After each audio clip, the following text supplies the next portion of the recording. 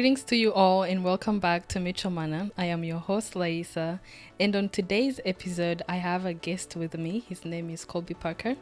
I've met Colby Parker through my sister, so I'm honored that he's my brother-in-law. Not only that, he is a teacher, an engineer, but in actual reality, outside of all those occupations, he's a learner, he's an honorable man of God, he's a man who's ready to learn and open to teach. And I am happy to share him with you guys because I feel like his life has changed a lot of people's life, including mine, because he's acquired discipline, he's acquired wisdom that I want to share him with you guys. So welcome, Colby. Hey everybody, how's it going? Thank you for having me. It's an honor. Of course, it's an honor for me too. Yeah. How are you today? I'm doing good. Yeah. We had a pretty snowy night last night, so getting here was a bit of a struggle. But you know, in Maine, it's just one of the few things you got to deal with. Right. I had to shower like in the morning, so. Thank you for that, by the way. Of course. Making way for your guests. Absolutely. Shout out Pastor Eric. Always. Anyway, so on today's episode, Colby, my introduction is like a little shallow, only because I want you guys to experience him through the conversation and stuff. But how was your 2024 like? So my last year I would say was a lateral move. It wasn't necessarily moving forward. Right. But I think that lateral move was necessary. I think my current trajectory and a lot of things in my life wasn't going where I wanted it to go. And I think reanalyzing and seeing my current situation and being like, hey, what can I do to change to get where I wanted to go? I had to take maybe even a step back or a side step and not make any progress. Right. What was that was like not working specifically? I think, a lot of areas in my life, I just think I had incorrect thought patterns maybe, or incorrect approaches. It wasn't like I don't think they were incorrect necessarily. I just think it's a learning process. Right. So there was a lot of things, whether it be work or, hobbies outside of work, where I had this idea of, I'm chasing this goal or this dream of mine, and then, come to realize, oh, well, this isn't going to get me where I want to go. So how do I do that? Right. Yeah. I know, because I know you personally, you're a runner too. Yeah. So how did you pick up that habit when? Oh, how did I pick up running? Yeah. So running came about actually from trying to quit smoking. So, and really it came from hiking. So I was trying to pick up a physical hobby, an exercise hobby to quit the smoking, because I knew that if I fell in love with something that was physical, I would tell myself, oh, I can't smoke because I want to do this, right? I wanted to enjoy the activity more than the smoking. Yeah. And so at first I was hiking, and then I was on a hike one day and I saw these two girls run up the mountain and run down the mountain. And they did the mountain faster than I could have. I was halfway up when they were running back down, and I was amazed by it. And I was like, what is this sport? What is this thing? And that's when I got into what I would call mountain running, or some people call it trail running. Right. So yeah, I do run. I do run on the roads and things like that, but that's more to train for the trails or the mountains. Yeah. So that's so good, because in the first episode we share about authenticity, and we touched on learning the bad habits you have and the good ones, and also taking a step to change those bad habits. And you mentioned smoking. I myself I used to be an athlete growing up. I played sports and stuff. So I didn't have any addictions, I could say, but I was realizing I'm starting to get lazy after I stopped playing in high school and stuff. Sure. So I had to pick up the habit of going to the gym every day to keep my body in shape, because once I stopped working out, then I started gaining weight, started losing shape, my confidence was starting to go down and all that kind of stuff. So I like that you touched on that, because it's a part of authenticity where you have to accept that you're not doing well in certain areas. Sure. So that's pretty good. Well, you also said you saw other people run up the mountain and go down. Yeah. We can also learn from people. Absolutely. We can be inspired. You could see someone in the street and then you'll be inspired without even them knowing that they're inspiring you. Absolutely. Yeah. So that's also one of the mission for Mitchell Mana, is that we inspire people to follow you know, their talents and like their giftings and stuff, but you really don't know who you're inspiring if you're not working in your calling or like, you know, being yourself and all that. So I like that. Yeah, Jesus says to be the light of the world, right? I know. Yeah. Do you feel like in the past year your walk with the Lord has changed or improved? Yeah, I think absolutely, and I think it should. If you are to follow him, I would say that I've become more attuned to service of others. Right. I think that's an important thing that he taught us. Right. His two big commandments. Right. Love the Lord your God with all your heart, soul, and mind. Yeah. And to treat others as I have treated you. And what was he while he was here on earth? What did he do? Yeah. He served others. Amen.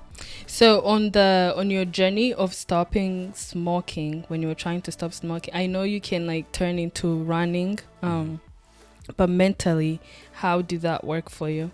Was it just you had to discipline yourself, or did you have to pray? Did you like give us a picture of how the process was of like quitting smoking? Yeah. So to be honest with you, I really like smoking. Like I really did. And we're talking about cigarettes here, not smoking other things. Yeah. I think I surrounded myself with people who cared about me. So I had numerous people, including my lovely wife, who was like, hey, you need to quit. And anytime she saw me smoke, she'd get on my behind about it. Yeah. And so from that, I was like, yeah, you know, her constantly reminding me and like, she's right. And then just other friends who are like, yeah, you should quit smoking. Like, it's not good for you. And just like you said, I was an athlete back in the day too. So, you know, my friends remember me back when I was very active, and then now they're seeing me. I can't even jog a quarter of a mile without being out of breath. Right. So, you know, I think surrounding yourself with good people certainly helped, because it gave me a reality check, right? I was so caught up in the addiction, I couldn't see outside of it, right? I couldn't pull myself out of it. Right. Yeah, that's good. Right company. We also I also mentioned it in the first episode where I was like, you need to have friends that are at your best interest, not just friends who are coming to take from you, but like friends that are at your best interest, that they're not afraid to call you out or like, you know, help you overcome something that's technically destroying your life, you know. Now you're pretty healthy, but if you did not have like those voices that held you accountable, I feel like it would have been a different journey. Or maybe you can... It would have been. I think it would have been... It might have been the same journey. I think it might have just been longer. Like you just brought up with friends, Proverbs says iron sharpens iron. I can't remember where it says that. But, you know, I think you are the sum of the 5 people you hang around with, right? So make those people that you admire. Right. I think, like you said, I think it would be a longer journey. And I think hopefully I would have learned some way or somehow pulled myself out of and seen from a outside perspective the addiction, but that can be difficult. It really can be. So I know you also had to overcome something else like sobriety. Oh, sure. You know, so let's talk a little more about that. Yeah, sure. So actually, I mean, the reason why I picked up smoking was because I was going to AA. So before cigarettes, I was actually addicted to alcohol. And that was a tough addiction to even realize. Like, I remember the first person who told me I was an alcoholic, I was like, who are you to say that about me? Right. I was so upset at them, but they were correct. And sometimes a friend has to give you the hard truth, right? You know. Yeah. So when you say like when you realize you had addiction, I feel like sometimes, because people drink, you know, and I used to drink too, but then it's not like I had my fears of getting drunk and whatever, so I knew not to take it too far. But like I feel like some individuals, even though they drink, and certain friends, maybe people who love you, they'll address that, hey, I feel like you're taking it a little too far. So like they make the same reaction that you said you made, but when did you sit with yourself and be like, okay, I think I took this a little too far? Is there anything that happened significantly, or... Yeah, I think, well, in AA, they call it hitting rock bottom. Yeah. So when you hit rock bottom, you're like, okay, something's not going right here. Right, yeah. Like, I got to figure it out. And it's so funny, when you're in the midst of addiction, you really don't think that's the issue. Yeah. You're like, oh, I'm doing this wrong, or I'm doing that wrong. And then you're still doing the addiction, which is making you make these bad habits. Right. And if I could speak on the alcohol thing a little bit more, I don't think alcohol is necessarily the problem. Right. I think the problem is the coping that we have to do, right? So alcohol is our solution that we found to cope with life. And it isn't a correct solution. Right. It's a solution because it'll numb out the pain, just like, you know, with any other things you could choose to be addicted to, like having a hard day and maybe eating a lot of candy or a lot of food, right? That's the same kind of thing. But it's about redirecting your methods of coping with life, right? Focusing it on maybe someone rather than something. Right. So you said it could be a coping. Did you, like, you individually, did you turn to alcohol when you're nervous, anxious? Yeah, so I used to, I would really like it at parties because I always felt like alcohol would amp me up. Like I always felt like it gave me fire, and I was just the life of the party. Right. Right. But then I could never stop. Every time I drank, it was like more. I just loved that feeling. And then I would make some dumb mistakes. Right. Say some bad things, or even, you know, hurt the wrong people. And afterwards I would be depressed about it. And what would I do in my depression? Well, let's drink it away. Right. Let's drink it away again and again. Well, that's tough. But like, did you ever like go back and try to correct maybe the relationships you had broken? Or absolutely. Like that's one of the steps of AA. You have to go back and mend your relationships, right? Yeah. You have to be accountable for them. You have to make an inventory of the people you've done wrong and the things you've done wrong, right? And go back and make amends. That's and good. I think that's actually an important part of Christianity too. Like, I don't think this is solely just for people suffering from addiction. I think we all need to do that. I think it's important for us to take moral inventory of our lives, because it's so easy to be caught up in the world. And then 5 months down the road, you're like, wow, what has happened? What have I become, or what have I done? Right. Yeah. Now, like, when you were going through recovery, did you just like have to attend? Did you have to be like held accountable for certain things? Because I feel like when people say recovery, a lot of people are not educated in that manner. People would just tell you like, oh, just quit, you know. It's like not that easy. It's not like an on and off button. So no, consistency. You need to stick with it, I think, is what really helps. Yeah, so I started going to AA meetings. Yeah. I started working with people in AA, right? Working through the steps with them, you know, reading the big book, as we call it, or the big blue book. Yeah. Which is really just each chapter is its own step, more or less. Yeah, started, you know, doing a moral inventory, started, you know, giving up my addiction to a higher power, which I would call Jesus Christ. Yeah, and it just progressed from there. But I think the most important thing is consistency. You have to stick with it. I think the people that fall, whether it be chasing a dream or even trying to recover from an addiction, is they fall out of that consistency. Things are going well and they're like, well, do I really need to do this? This is a lot of work. Yeah. And then they forget that, oh, all these steps that they were taking are important. And they're, you know. That's good. So you say like to give it to the higher power. Were you a prayerful person back then? Because I know now you're a prayerful person, but like back then when you're going through the whole process, did you make up your mind like, I made a commitment, I have to go with this, or you also included God, like with the knowledge you had with God? Like, how did you navigate that route?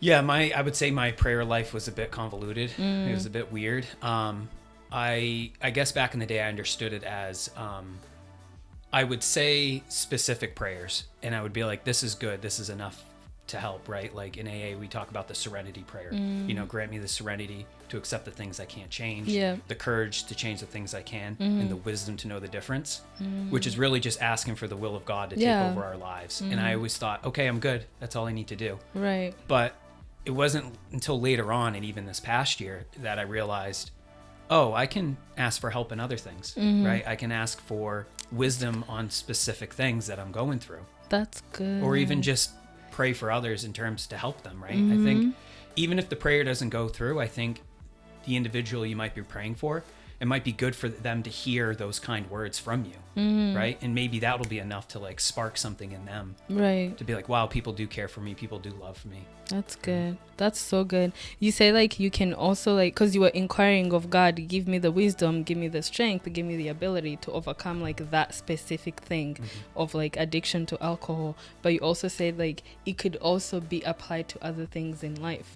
And I feel like that's how the Lord grows us, honestly. Sometimes Christians, we tend to leave out the discipline part, the part of being accountable, the part of sticking to a routine, you know, to go through recovery. Because some people will be delivered from addiction. It could be a demon, but like they'll be delivered right away, but others have to go through the steps, like the A, like you said, you know. So I feel like the ways of being transformed and changed and, you know, redirecting our habits to the right journey or the right road is different for each individual. And I love that you recognized at least like where your prayer life was, but also like how you needed to apply yourself during that time.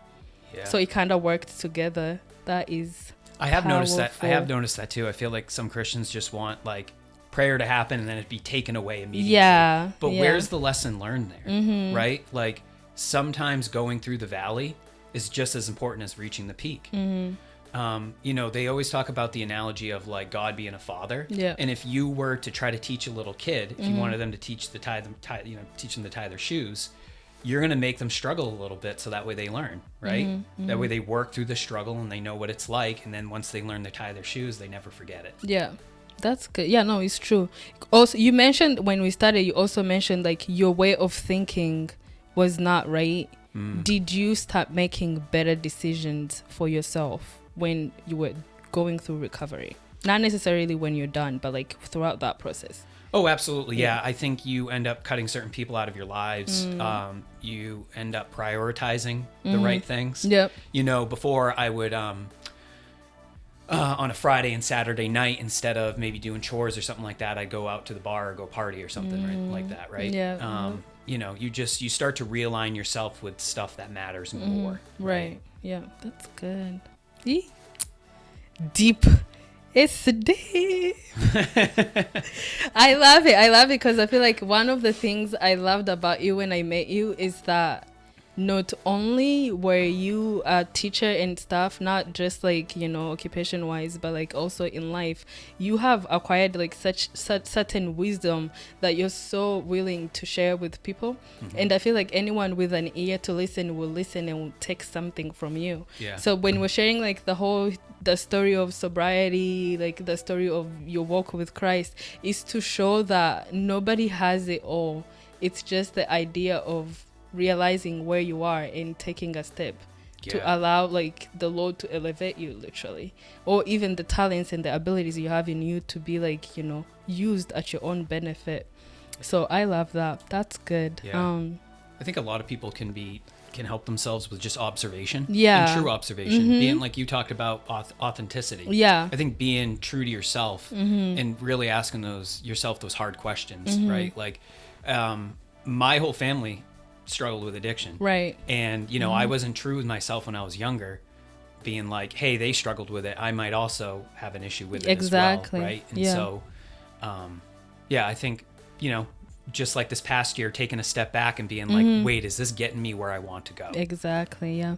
Also, like sitting down and like analyzing your family like that, I feel like so many people or so many of us don't do it, because I myself started doing it last year as well, where I was analyzing patterns in my family, and then I was like, okay, I need to change this so that this pattern can break, so that I don't have to go in the same route, you know what I mean? So I feel like it's the smallest things we ignore that hold our big answers.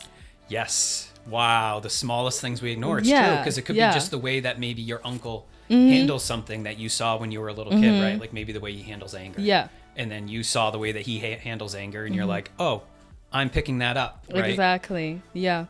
I feel like it has like so many gems and so many things we can talk about, because then like when we started talking about uncles and then like patterns and whatever, it's bringing my head to traumas and stuff, you know. And sometimes we have addictions or like we have habits not because it was like our doing, it was just our way of coping with certain situations that were happening in our households, you know. So some people would see their parents turn to alcohol and they will learn it's like, oh, that's how you deal with problems, and then they grow up turning to alcohol as well.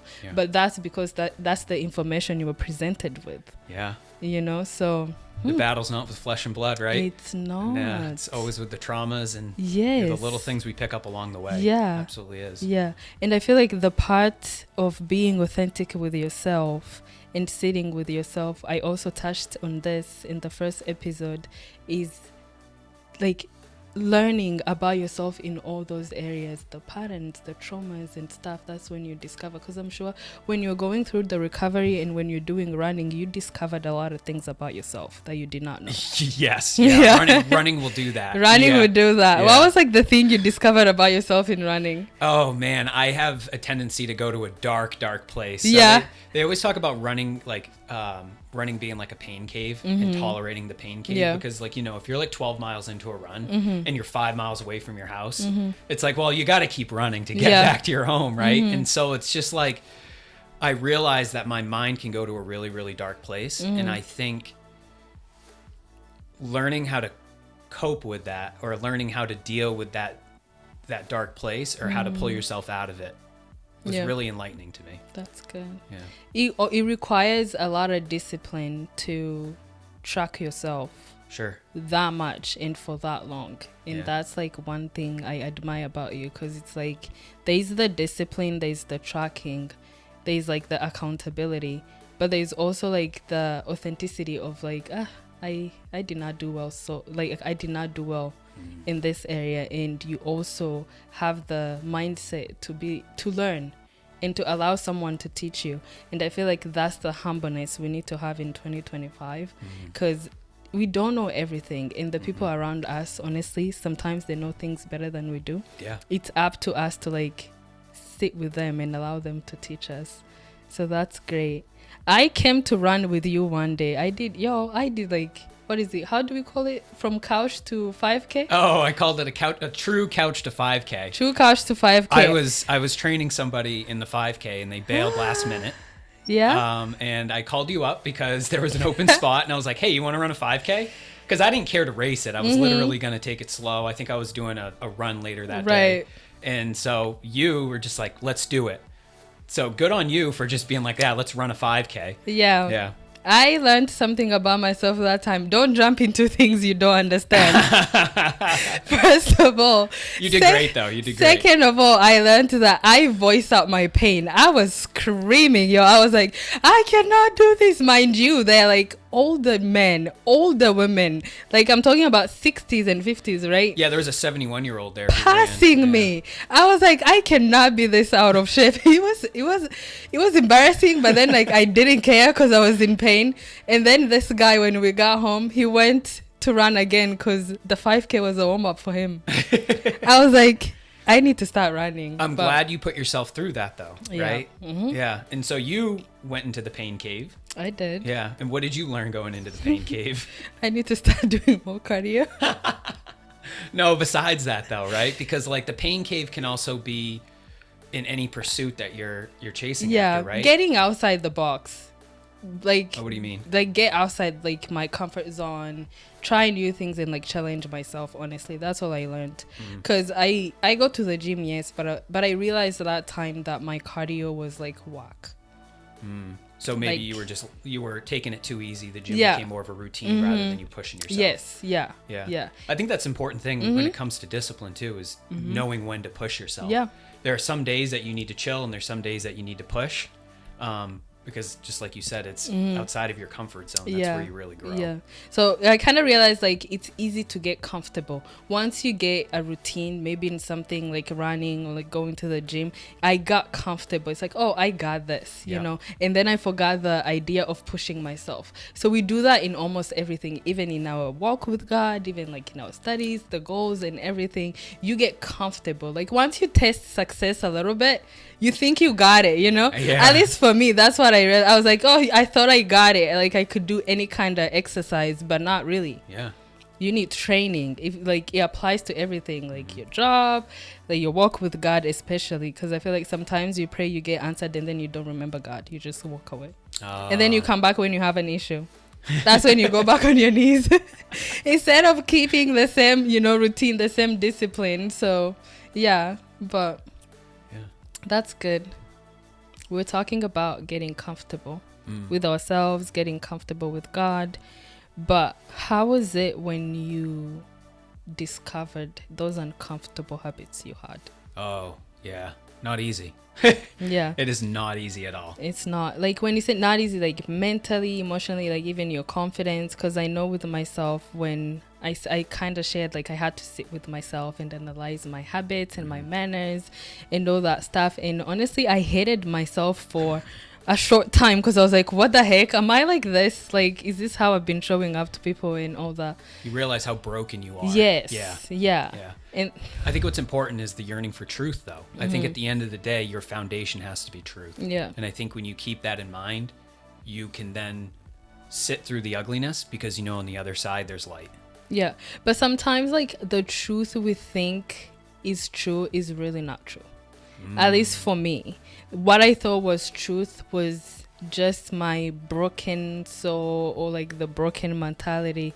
Because when I sat with myself, I realized like I had certain ideologies I had accumulated from either friends or culture or like society, and then I started applying those things in my life, but that was really not the truth until I got close to God. And then that's when like everything shook, you know what I mean? Everything shook, and then I was like, whoa.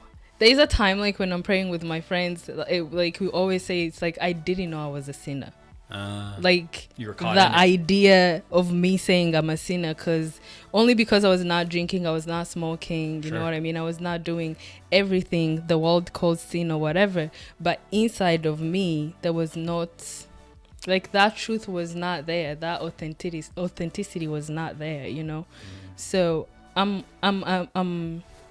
asking how it was only because I want people to understand that when you discover those things about yourself, it's not rainbows. You know, it really it's isn't. not pretty. I want to ask you a question though. Yeah. Your previous truths that you thought were truths, right? Were they bringing you happiness? Were they bringing you joy? Were they bringing you enlightenment, I guess? Not really. And even if it gave me happiness, it was just for like a short time. Momentary. So yeah, it was not something like for something to keep for a long time. It was not something eternal, if I can say. I had to have that thing happen continually for me to maintain that happiness. Sure. And that's unrealistic, you know, like we all know. Very similar to an addiction. Yeah. You had to keep it coming in order to keep it rolling. Yeah. So what did you have to overcome? It could be like you had to work on your confidence, you had to work like on how you talk to yourself. Especially for me, I had to work on how I spoke to myself. Absolutely. It was not very kind, but yeah. What about you? It's not easy. It's really hard. I remember there were many nights where I'd be sitting on my porch and just kind of like maybe crying to myself a little bit, like, wow, I can't believe maybe I did this or did that or acted in a certain way. Also, too, sometimes it was quite inspiring and quite uplifting, right? Yeah. Because I could, I could see the outcome of this. You know, there were moments of clarity, I guess, if that's what you want to call it. Yeah. Or euphoria. Yeah, but it's not easy. You know, I think some people might call it like an ego death. But I really felt like there was a transformation that happened to me. Yeah. When I was becoming sober. Right. And I wonder if the people around me might have noticed that too, because I felt like personally there was a personality shift, right? Yeah. So you keep saying like voicing it out, because for me in my journey, voicing out things was a little uncomfortable because I didn't want to be judged, you know. I didn't want to be viewed in a different way than people knew me.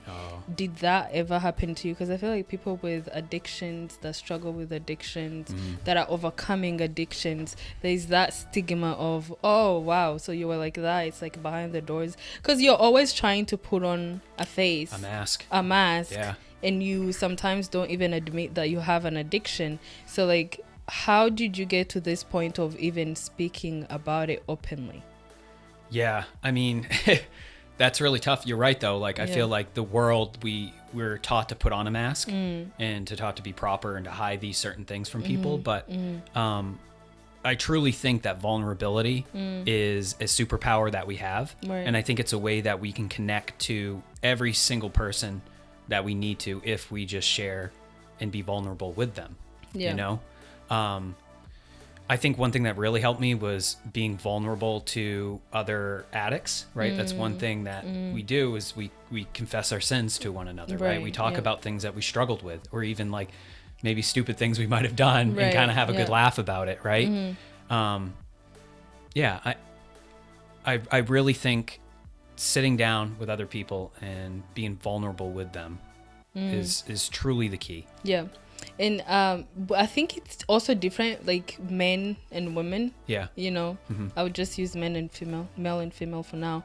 But I think it's different because for me, the moment I overcame the shame of, you know, like sometimes there's those voices, it's like it's shameful to like have a friend like that, like why are you like this, like those condemning voices. Once I overcame that shame of like expressing and exposing myself as an individual, it's like, oh, I had this certain habits, these certain traits, it caused me to lose friends, or it caused me to make like, you know, certain stupid decisions. Once I overcame that mentality of like being shameful and stuff, that's when I kind of experienced the freedom, because also like it allowed me to talk about it to other people, but to also be open with the Lord and allow him to heal me. You know, so I don't know, like with you, did you have like any shame? Did you have like anything that held you back before you became vulnerable? Yeah, I think absolutely. Yeah. Right. Like I said, my family had struggled with alcoholism and I had seen it growing up. And I guess I'd always kind of looked down on it, you know, because of the dumb decisions they make. So when someone first called me an alcoholic, I was so upset. I was so upset. It offended you. Yeah, it offended me. I'm like, no, that's not my problem. You don't know what you're talking about, right? But it was true. And I'm glad that they said that to me, but sorry, I lost my train of thought there. It's okay.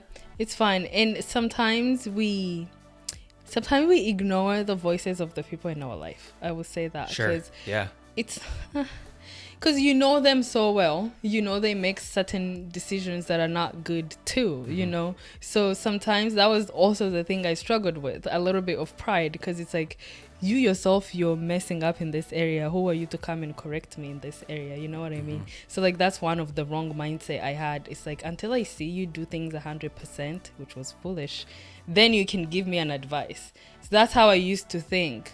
But not realizing that people are good in certain areas and they're not good in other areas. You know? Sure, yeah. So instead of taking that advice that I was receiving, I just disregarded it, and then I would go on to attack them. It's like, you yourself, you're doing this wrong. What makes you think you can correct me here, you know? So that's also one thing I had to correct in me. Throwing stones so in the glass house, but I feel like we've touched a lot of things. Maybe we can go deep next time, but I feel like, you know, what we shared is also deep enough that people can take that step of not being ashamed of, like, but like embracing the good habits and the bad habits, and also like searching and like, you know, reaching out to people that can help them.